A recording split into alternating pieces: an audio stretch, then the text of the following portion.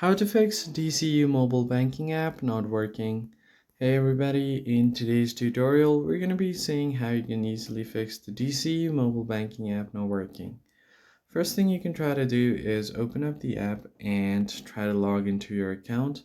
But if you're unable to get the app to load up, then in that case, what you need to do first is open up your settings menu and find your app settings. From here, find your DCU banking app. Just scroll down until you find DCU, tap on it, and then from here you could just go ahead and go to storage.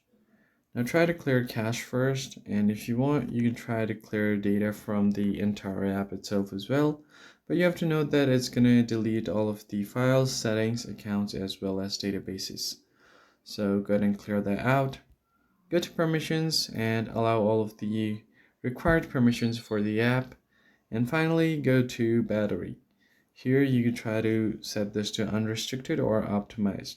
There's one more thing you can do. If you have sent multiple requests while trying to log in, then that might be causing the issue. So in that case, you can try to force stop the app. So if there are any background requests going on with the app, it's going to stop it completely. And now finally, you can give your phone a quick restart and it's going to fix it completely back to normal.